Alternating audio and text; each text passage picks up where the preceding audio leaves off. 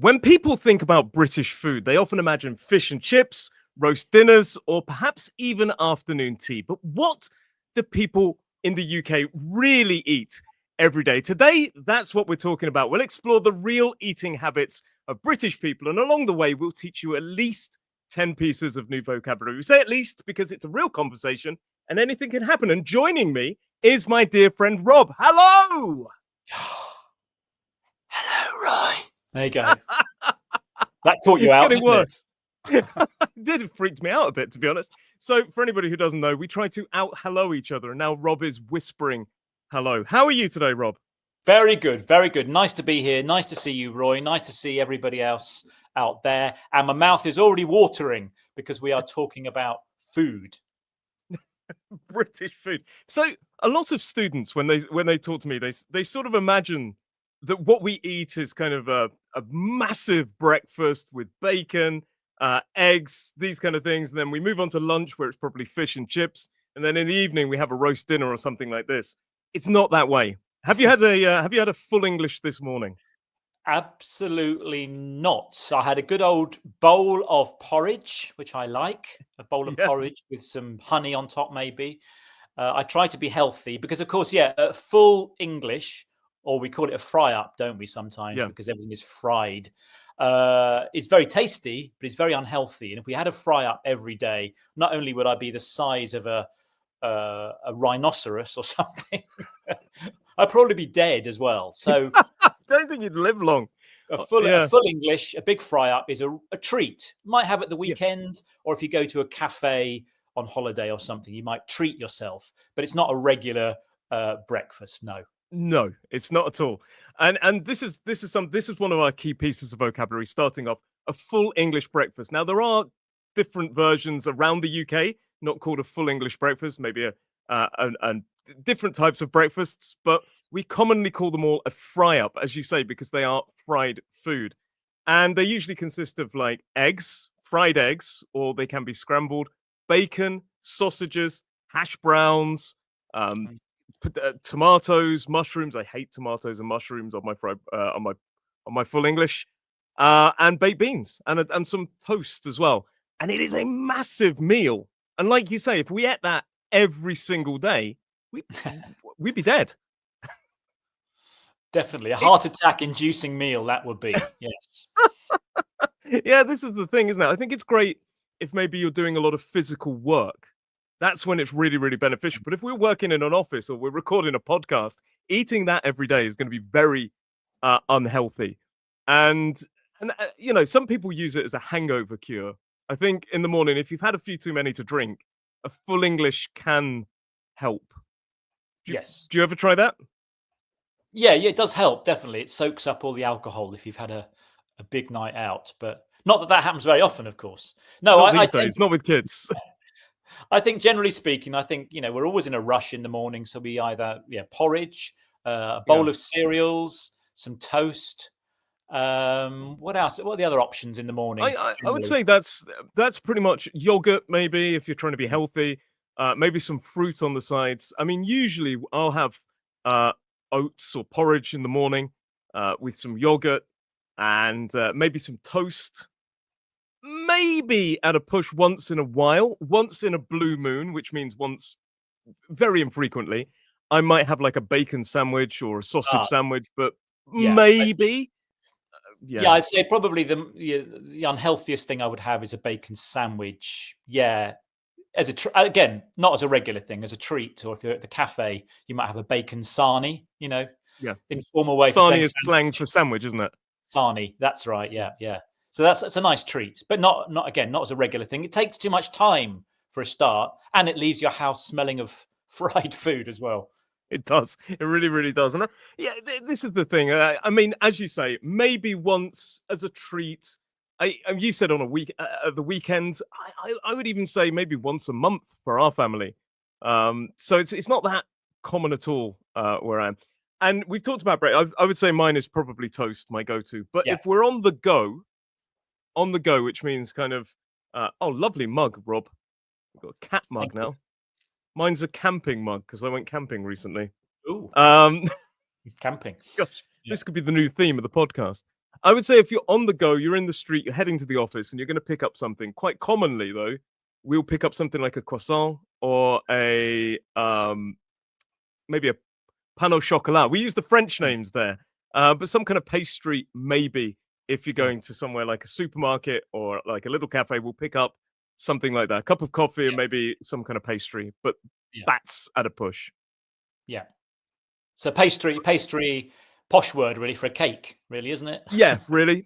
Like these kind of flaky kind of pastries that use kind of pastry. So yeah, there are things like croissant, pain au chocolat. We do have English versions that we're going to talk about in a future podcast as well. Yeah. So that's kind of breakfast covered. I mean, most people say eat a big breakfast and we'll be full for the rest of the day. But I think in our family we don't eat as much as we should in the morning. And then lunch is also quite small, but the evening meal is bigger in my opinion. Yeah, and of course, I was to say breakfast, of course, is supposed to be the most important meal of the day. The word actually means break fast. So you're breaking your fast from not eating overnight. So you're supposed to have a big meal. But a lot of people can't even cope physically with having a big meal in the morning. That's why they have a snack. Or no, I can't. My body isn't ready to eat that much food. So like you say, it's a bit of an event. But let's move on to lunch. I think lunch is quite a fascinating one. What is your typical lunch if you're at home? Well, again, lunch, I don't want to spend a lot of time cooking and preparing lunch. So it's going to be a sandwich, traditionally a sandwich, maybe something on toast. So I could do some baked beans on toast, an egg on toast, or I could push the boat out, which means be a little bit more, put a bit more effort in and have a toasted sandwich. We have a toast. What do you call them? A toasting machine. What do you call them? They're kind of a sandwich toaster. Sandwich toaster. And then they make a toasty. Yes. A toasty. I love a toasty. I love them. Cheese and ham toasty. Lovely. That's it. So it's like 2 pieces of bread, cheese and ham in the middle, usually cheddar for the cheese, and in this kind of little machine a sandwich toaster that will toast them. Pushes the 2 bits of bread together, something in the middle, and then you cook it and it toasts, so it's crunchy. Yeah, that's probably one of my favorite quick lunchtime snacks. I don't prepare a whole meal. You might go out for lunch, if you're on holiday or you're not working and you want to be a bit more extravagant, you may go out for lunch and have a more relaxing lunch. But if we're talking about kind of an everyday kind of lunch, then sandwich, toasty, something on toast, an apple if you want to be healthy. Usually, so we're from home, and absolutely. So you've talked about bread in terms of toast, and bread is what we would call a staple.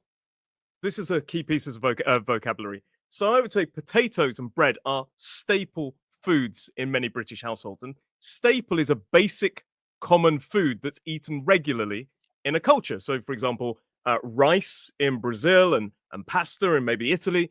In England, potatoes and bread are staple foods. And honestly, beans on toast, it's amazing. So, what do you think? I love beans on toast. What would you say is like your perfect comfort food? That for me is comfort food. This is the vocabulary. Comfort food is food that gives kind of an emotional satisfaction, and it's often quite warm and filling, and it just makes us feel, What would you say is a comfort food for you? Beans on toast for me. Yeah, well, there are 2 things. I love eggs, so any form of egg. So a poached egg, scrambled egg, fried egg on toast is very comforting and easy. Or, of course, in the winter, soup. A nice bowl of soup with a bit of bread on the side. Yeah, tomato soup, chicken soup, any kind of soup really is very warming and very comforting, particularly in the winter. Yeah. I love it. I also would say, so we're not talking about typical British dishes. We can do another podcast on that. Another day, maybe typical British breakfast, typical British. We can go more into details on the specifics of each one.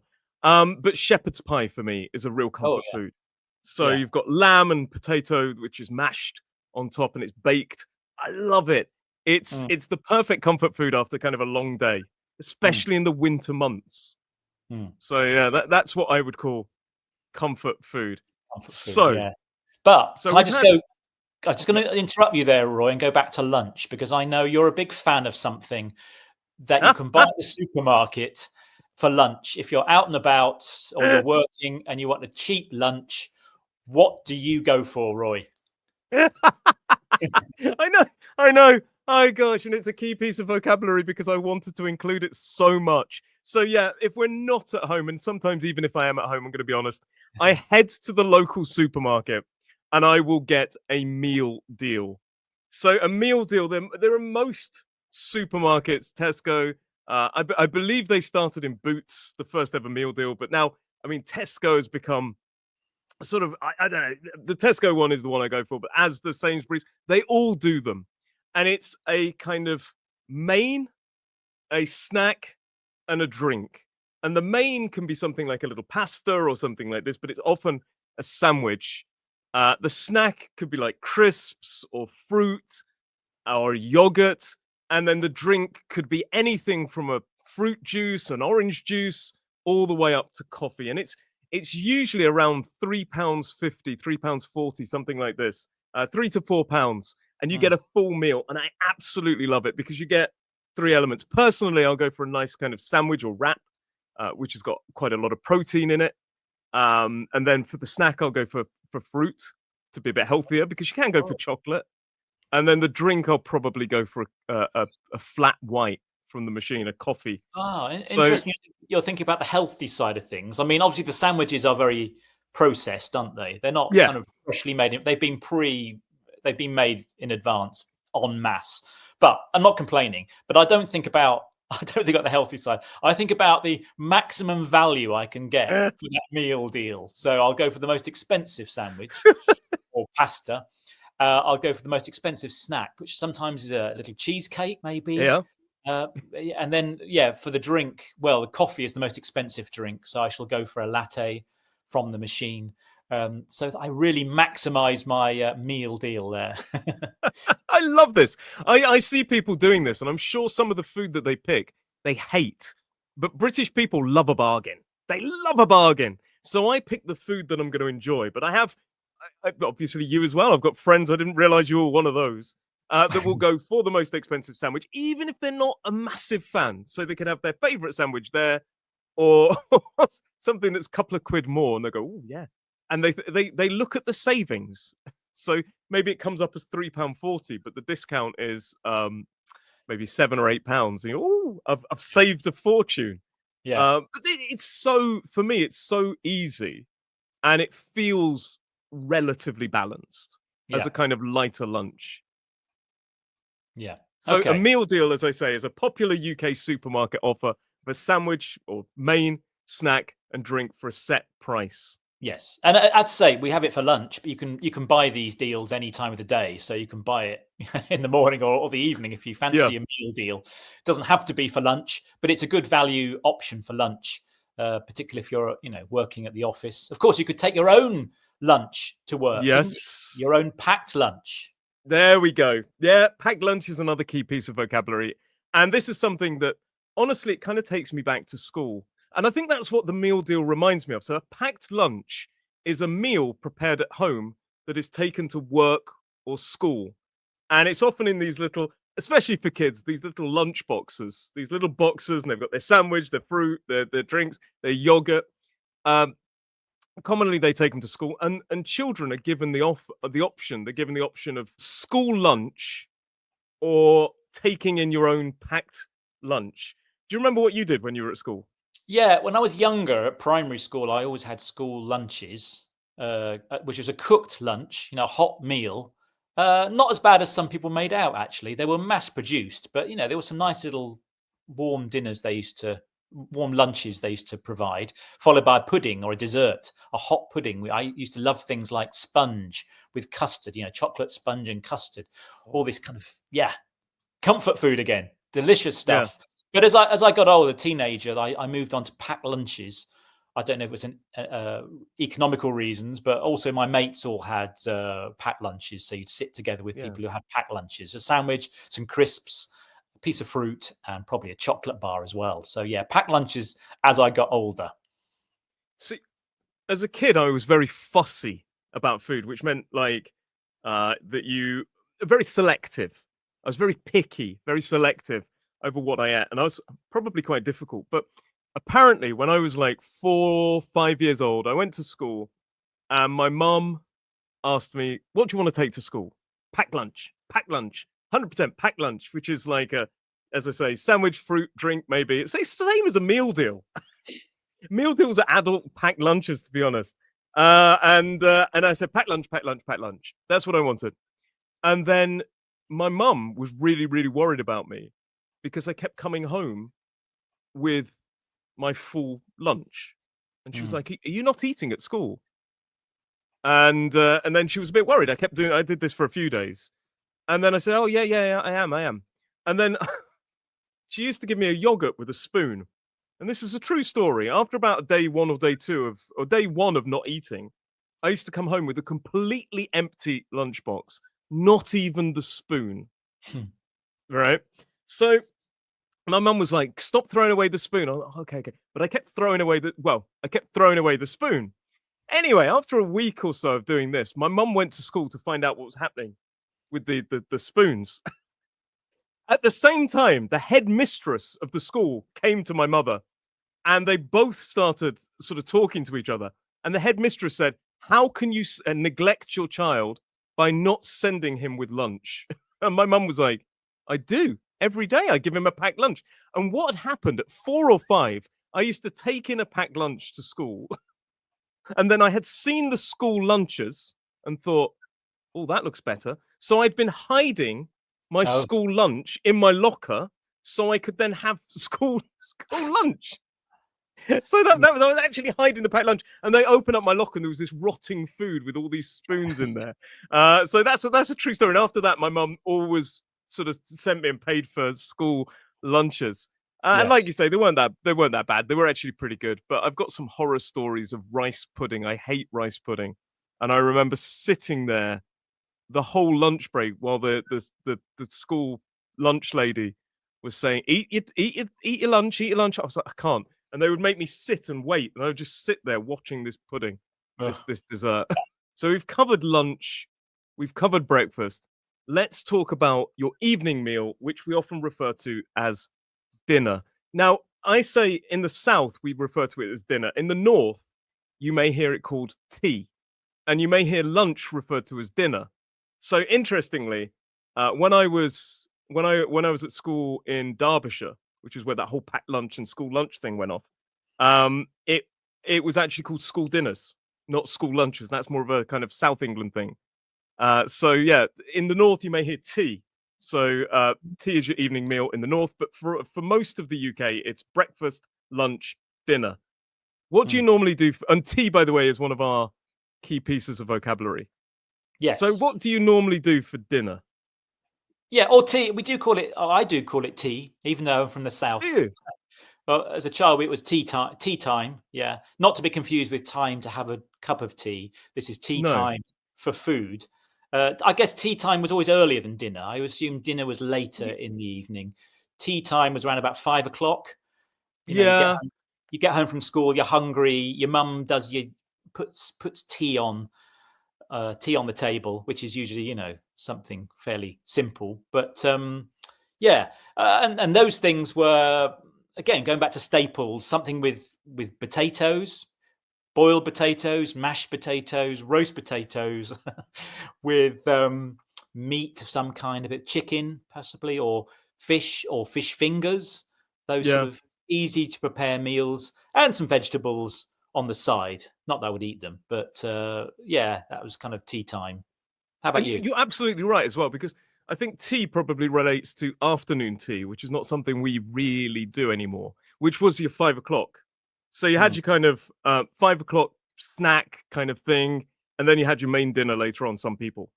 But it kind of squished into one term, and then it became quite regional. D- uh, Afternoon tea is not something that I ever have time for, to be honest, Imagine unless that. it's an event. It's a very old-fashioned concept, probably. I know some people do it again as a treat. They buy afternoon tea at a posh hotel or something, don't they? You can go to the Yeah. Ritz. The Ritz Hotel in London is probably the iconic place to go for afternoon tea, which is what do you call it? A cake stand. You've got Yep. mini little sandwiches and little cakes and a selection of cakes and a big pot of tea. It's a lovely idea. I have done it once, and it is Yeah. delicious. Cucumber I sandwiches. thought you were inviting me. One day.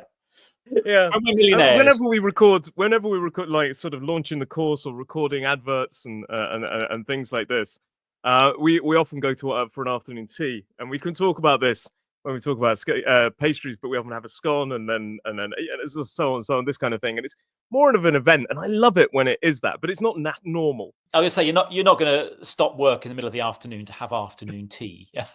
No, you wouldn't last very long, would you? But it is a very sort of quintessential British thing to have, and I guess in the olden times, people would make time for afternoon tea, wouldn't they? And they'd all gather in the dining room or somewhere and sit around and drink tea and eat cakes. Lovely idea, but no, it's not a regular thing in British life now. No. Definitely not. But if we can hang on throughout the afternoon without being too hungry, then tea time, which is when we have a cooked meal, arrives later on in the afternoon. Yeah. And we'll talk about when we've had the kind of typical British things. You're absolutely right. Something like a meat, potatoes and veg combination. Sometimes it's like shepherd's pie or something like this. And it could be bangers and mash. It could be sausage and mash. It could be, my son will always have chicken nuggets and chips every day, seemingly.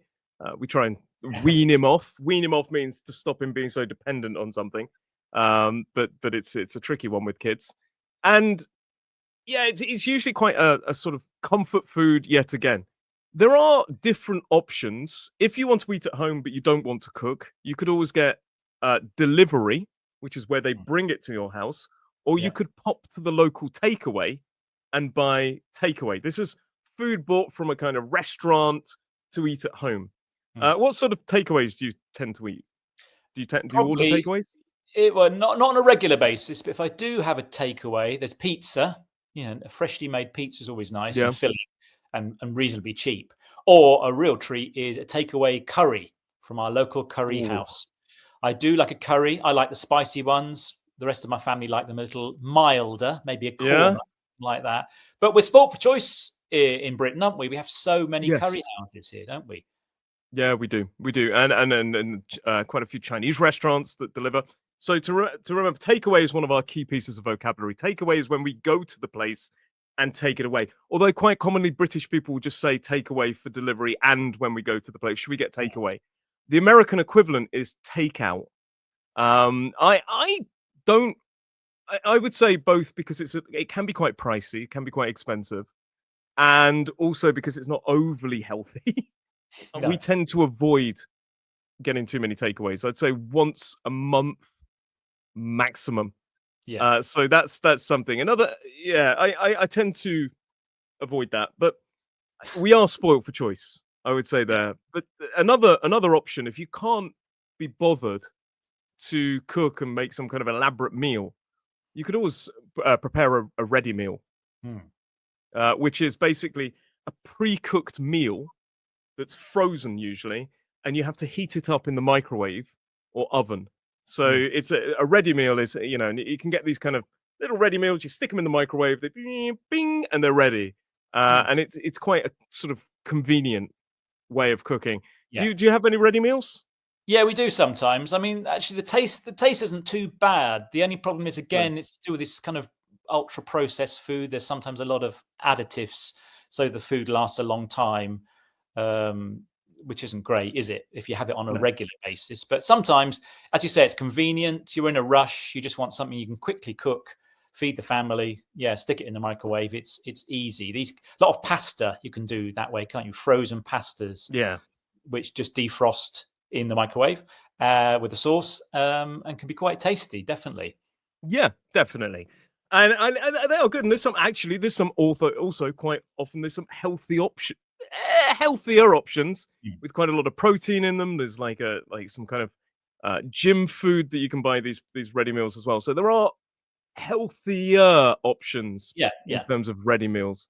Yeah. And another thing as well, when people do cook, this is something that I remember from my childhood, is leftovers. Leftovers.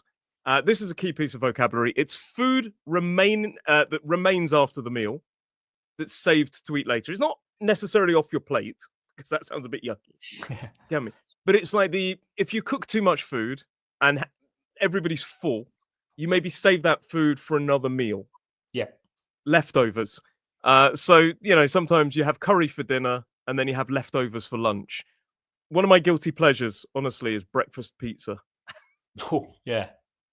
So if I have a pizza in the evening and there's a slice left in the morning, breakfast pizza is key, but obviously not every day. No, obviously not. No, but no, I'm with you on that one. But left out. You can obviously, if you make too much food, you could freeze some of it, those leftovers, and heat it up at another time. Sometimes leftovers are actually quite tasty when you reheat it. Yeah. You know what? It gives it an extra flavour. I don't know what it is. Better than the original. Yes. Yeah. I remember I had a curry once and we saved it for the next day. And my God, it felt hotter the next day than it did the night. I don't know what happened. This is something my mum used to traditionally kind of make a stew or a soup, which stew is like a thick soup with the leftovers. And the thing I was going to say before, we move on to the final piece of vocabulary is some people batch cook, which means they cook a lot of meals and then they put them into little tubs and they freeze them and they kind of make their own ready meals. It's called batch cooking. We do that a lot in my house.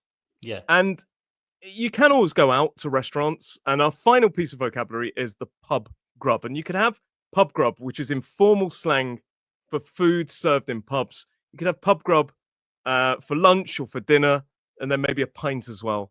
And if you don't eat all of that, what's your favorite pub grub if you're going out? Oh, it's got to be pie. Definitely pie. Ooh. I think I've mentioned this in the past. I'm a big fan of pie. Could be steak pie, steak and ale pie, chicken pie.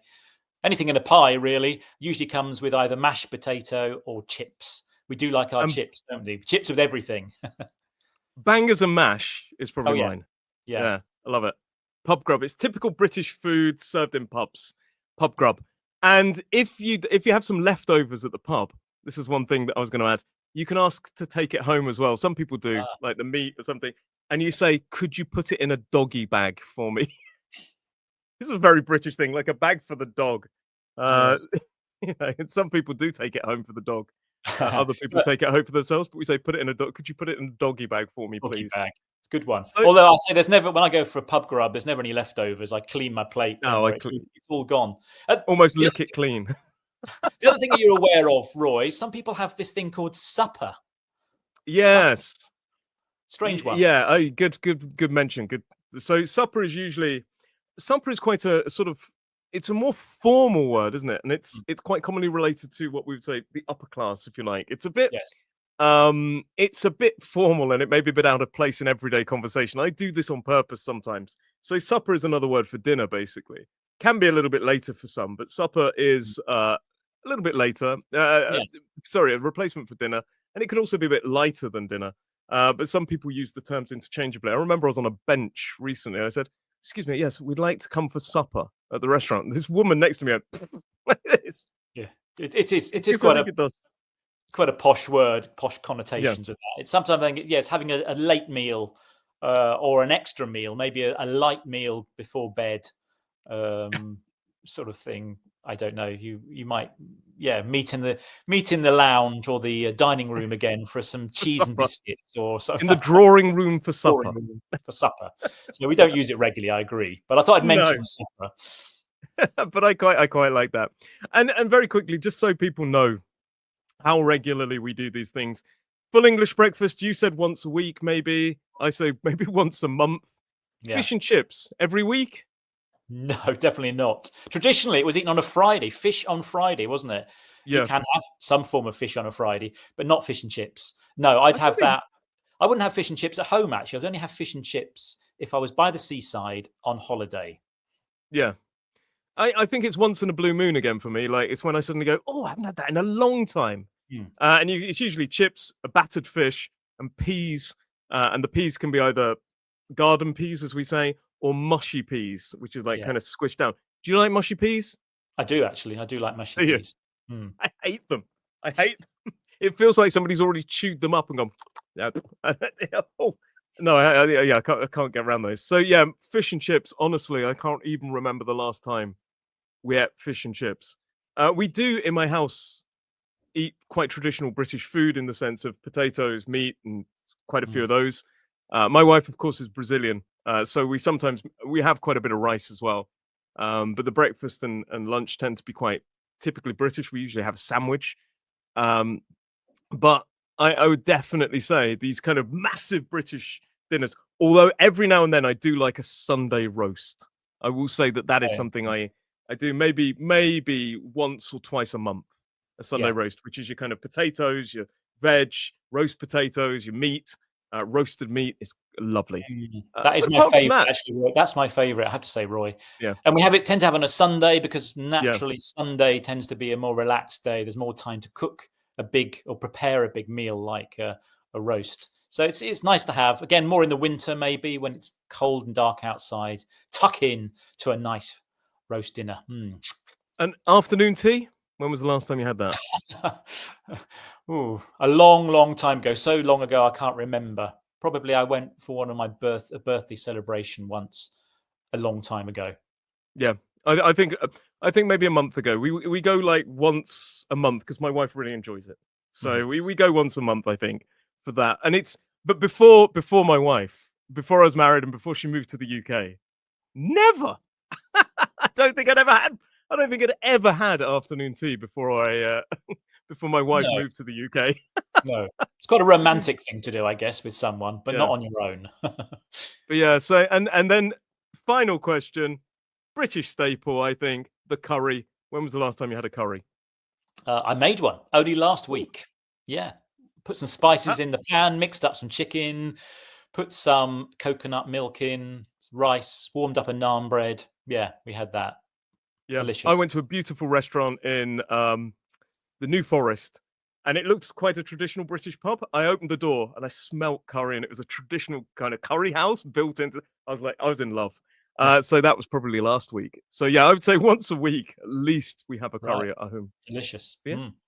So on that note, if you do fancy supporting this podcast and you fancy buying Rob or me a cup of tea, there is a link down below to support this podcast. But from me today, I just want to say thank you very much to Rob. Thank you very much for everybody who's listened to this podcast. Let us know what other things you'd like to learn about.